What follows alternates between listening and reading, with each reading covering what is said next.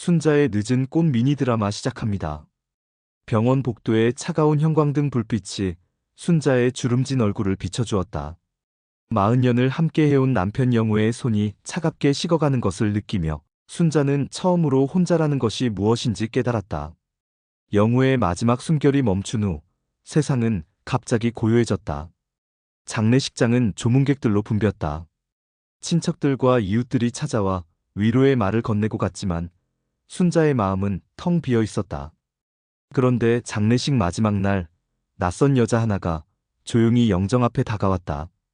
50대 초반쯤 되어 보이는 그 여자는 영우의 사진을 오랫동안 바라보더니 눈물을 흘리며 깊게 인사를 했다. 순자는 그 여자가 누구인지 물어보려 했지만 여자는 이미 사라진 후였다. 집으로 돌아온 순자는 처음으로 혼자만의 시간을 맞았다. 40년 동안 함께 살았던 집이 이렇게 넓고 적막한 곳인지 몰랐다. 영우의 옷장을 정리하기 시작했다. 낡은 양복들, 넥타이들, 그리고 오래된 신발들이 주인을 잃은 채 그대로 남아 있었다. 옷장 깊숙한 곳에서 오래된 편지 한 통을 발견했다. 편지 봉투는 누렇게 발해 있었고 영우의 글씨로 순자에게라고 적혀 있었다. 떨리는 손으로 편지를 열어보니 40년 전 기억이 되살아났다. 편지 속에는 첫사랑 철수의 이름이 선명하게 적혀 있었다.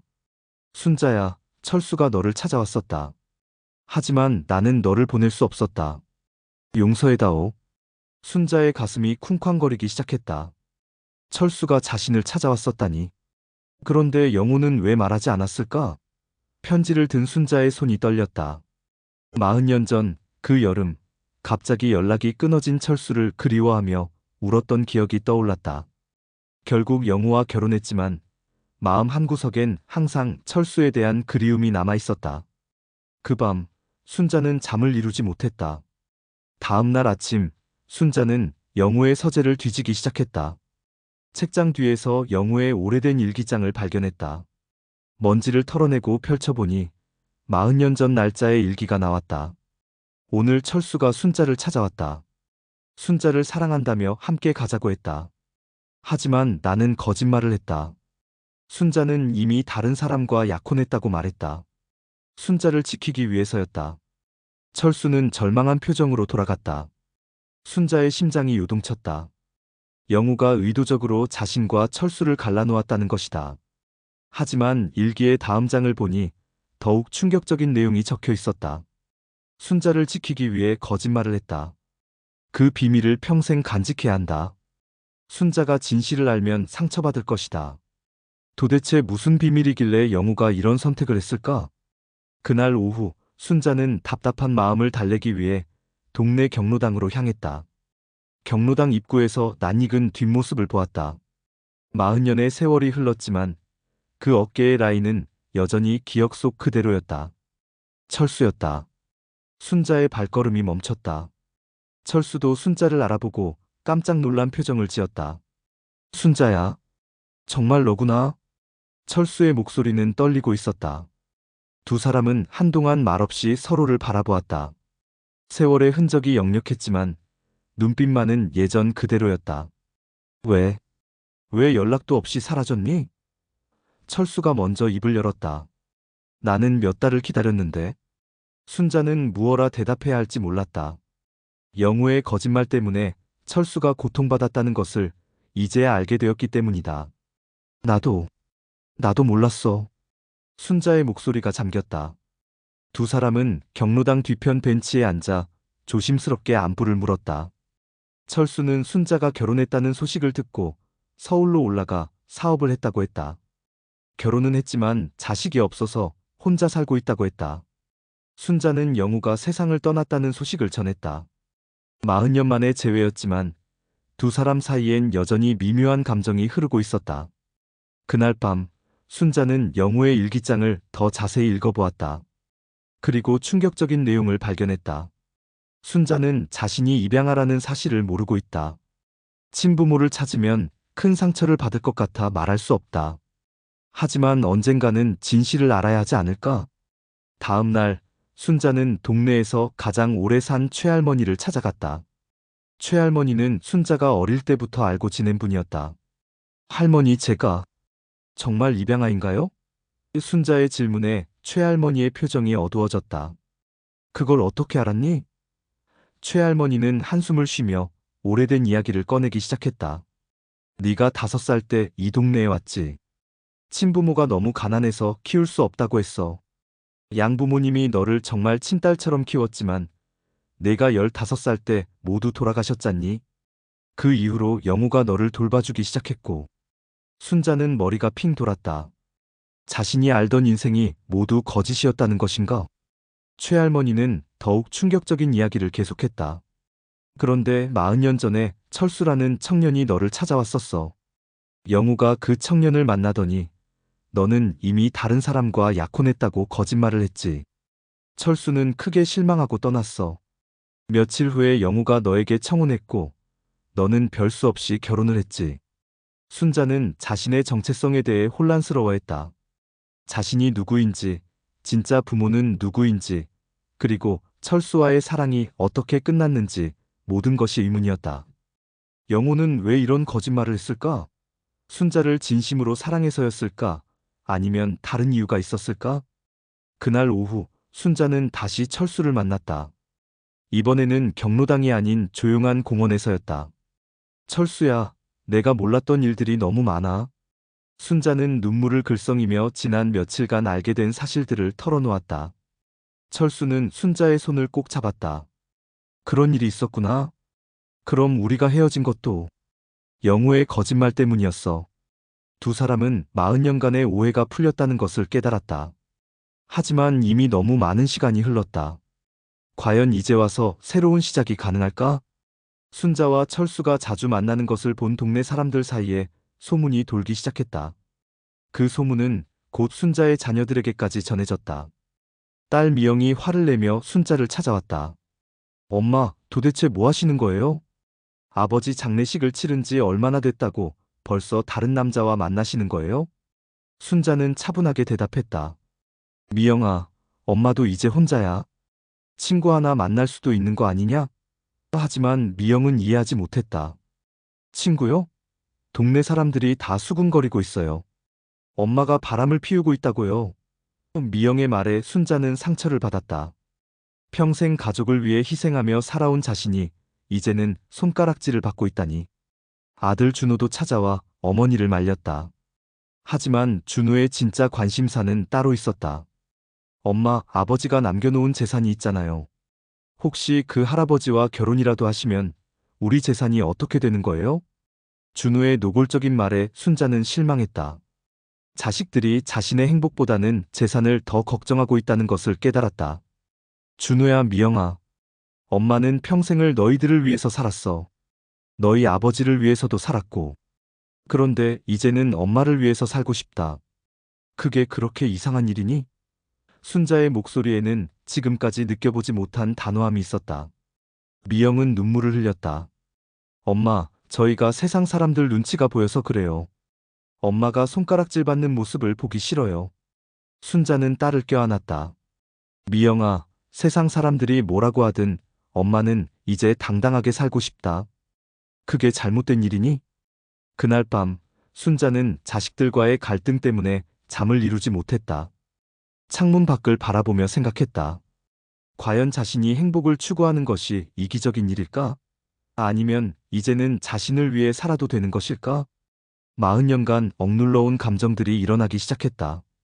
다음 날, 철수를 만난 순자는 어제 있었던 일을 털어놓았다. 철수는 순자의 손을 잡으며 말했다. 순자야, 우리 나이가 이제 60이야. 남은 시간을 생각해보자.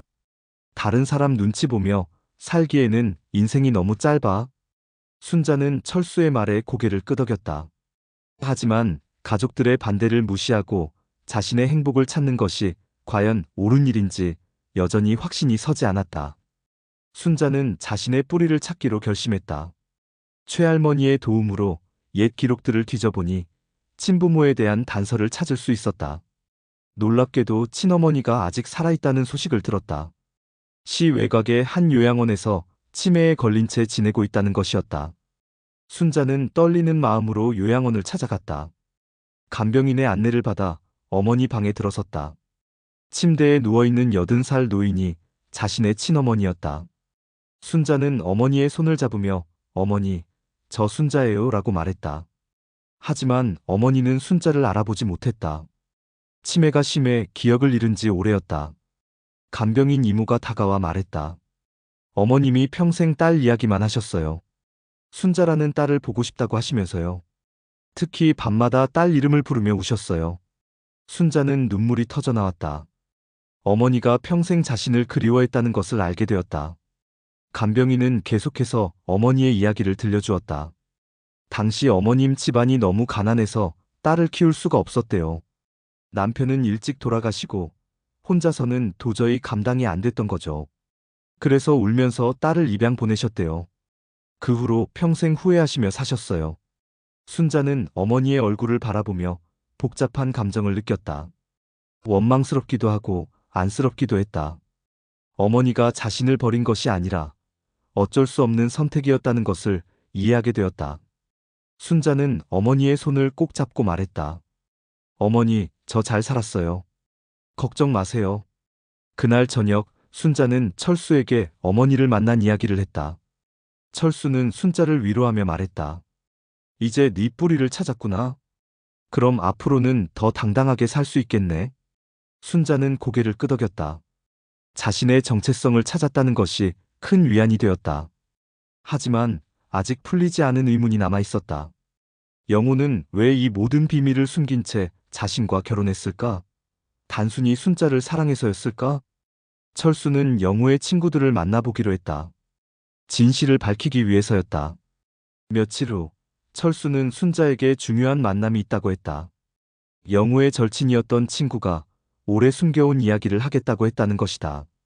순자는 또 다른 진실이 밝혀질까봐 두려우면서도 궁금했다.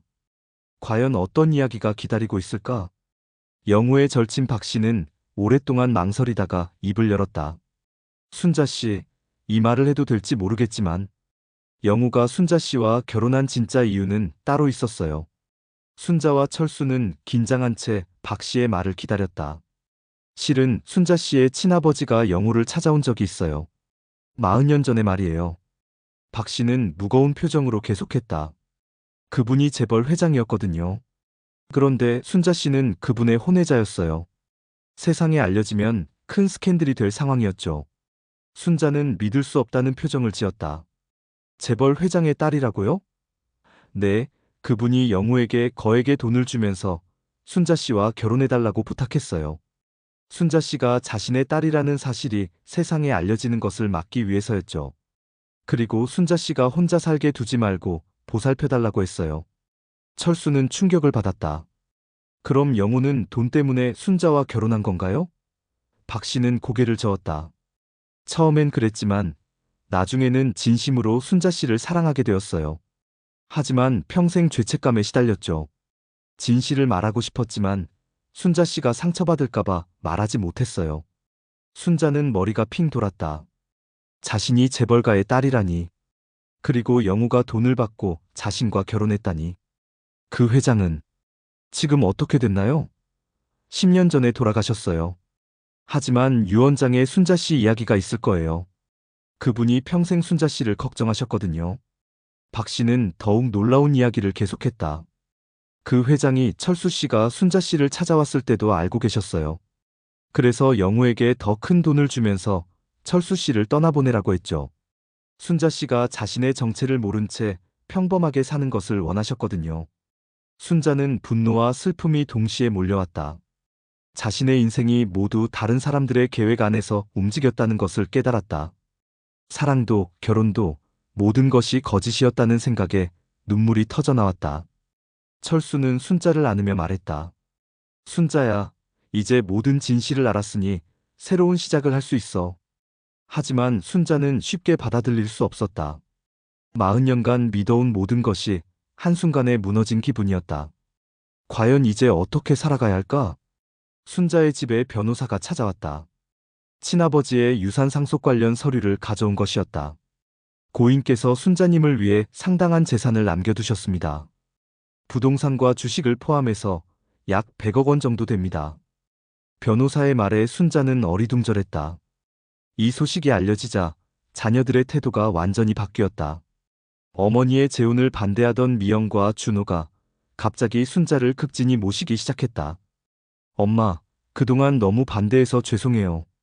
엄마 행복이 가장 중요하죠. 미영이 갑자기 돌변한 태도를 보였다. 준호는 더욱 노골적이었다.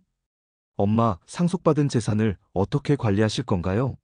제가 도와드릴게요. 순자는 자식들의 변한 모습을 보며 씁쓸함을 느꼈다. 돈이 있을 때와 없을 때의 대우가 이렇게 다르다니. 순자는 철수와 함께 조용한 곳에서 이야기를 나누었다. 철수야, 나는 이 돈이 싫어. 내 인생을 망친 돈이야.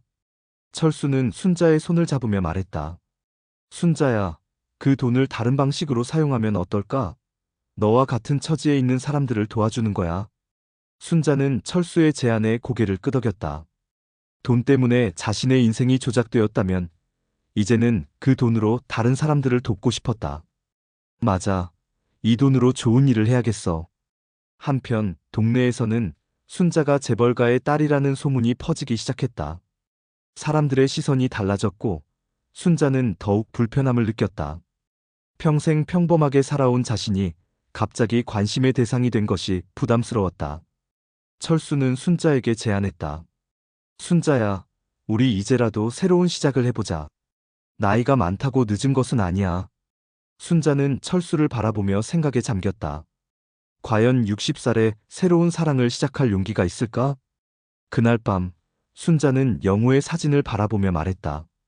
영호야, 당신이 나를 지키려고 했던 마음은 이해해. 하지만 이제는 내가 내 인생을 살고 싶어. 순자는 자신의 진짜 행복이 무엇인지 깨닫기 시작했다. 돈도 세상의 시선도 중요하지 않았다. 자신이 진정으로 원하는 삶을 사는 것이 가장 중요했다. 순자는 큰 결심을 했다. 상속받을 재산을 모두 사회에 기부하기로 한 것이다. 자녀들을 불러 모아놓고 자신의 결정을 알렸다. 미영아, 준호야, 엄마는 이 돈을 사회에 기부하려고 한다. 미영과 준호는 깜짝 놀랐다. 엄마, 그게 무슨 말씀이세요? 우리가 상속받을 수 있는 돈인데요. 준호가 반대했다. 순자는 차분하게 설명했다. 이 돈은 내 인생을 망친 돈이야.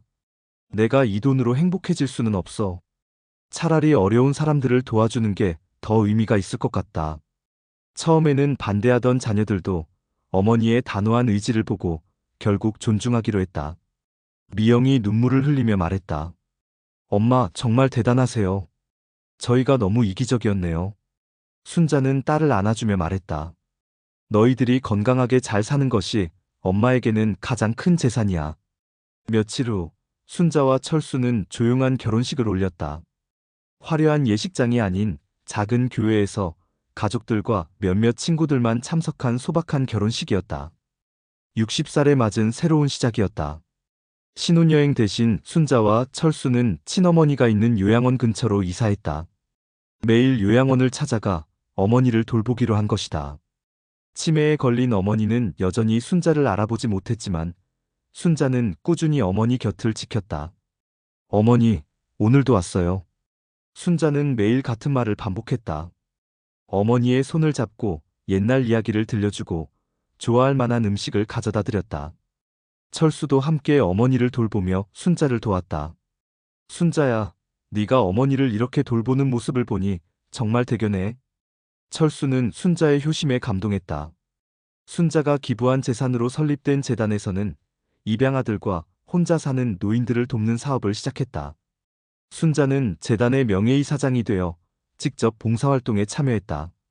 내가 받은 상처를 다른 사람들은 받지 않았으면 좋겠어. 순자의 바람이었다. 어느 날 놀라운 일이 일어났다. 치매에 걸린 어머니가 갑자기 순자를 알아본 것이다. 순자야. 내 딸 순자야. 어머니가 순자의 손을 꼭 잡으며 눈물을 흘렸다. 순자도 눈물을 터뜨렸다. 네, 어머니. 저 순자예요. 이제 곁에 있을게요. 그 순간이 길지는 않았다. 잠시 후 어머니는 다시 기억을 잃었다. 하지만 순자에게는 큰 위안이 되었다. 어머니가 자신을 기억해 주었다는 것만으로도 충분했다. 계절이 바뀌고 순자와 철수의 새로운 생활이 자리를 잡아갔다. 두 사람은 서로를 이해하고 배려하며 늦은 나이에 찾은 진정한 사랑을 키워나갔다. 동네 사람들도 처음에는 수군거렸지만 이제는 두 사람의 사랑을 인정하고 응원해 주었다. 어느 저녁 순자와 철수는 요양원 뒤편 언덕에 앉아 석양을 바라보고 있었다. 붉은 노을이 하늘을 물들이고 있었다. 철수야, 우리 40년 늦었지만 그래도 행복하네. 순자가 철수의 팔짱을 끼며 말했다. 그러게 말이야. 인생은 정말 모르는 거구나. 60살에 이런 행복을 맞을 줄 누가 알았겠어. 철수도 순자의 어깨에 머리를 기댔다. 순자는 지난 일들을 되돌아보았다. 남편의 죽음으로 시작된 혼란, 숨겨진 비밀들의 발견, 가족들과의 갈등, 그리고 마지막에 찾은 진정한 행복까지. 모든 것이 꿈만 같았다. 내가 이제야 깨달은 게 있어. 인생은 언제 시작해도 늦지 않다는 것 말이야. 순자의 목소리에는 깊은 깨달음이 담겨 있었다. 그동안 남을 위해서만 살았는데 이제는 나를 위해서도 살 수 있게 됐어. 철수는 순자의 손을 꼭 잡았다. 우리 앞으로도 서로를 위해, 그리고 우리 자신을 위해서 행복하게 살자. 두 사람은 서로를 바라보며 미소를 지었다. 석양이 완전히 지고 별들이 하나둘 떠오르기 시작했다. 순자와 철수는 여전히 언덕에 앉아 밤하늘을 바라보고 있었다. 40년의 기다림 끝에 찾은 사랑이 이렇게 소중할 줄 몰랐다. 나레이션이 부드럽게 흘러나온다. 세상에는 늦은 꽃이 더 아름답다는 말이 있다. 인생도 마찬가지다.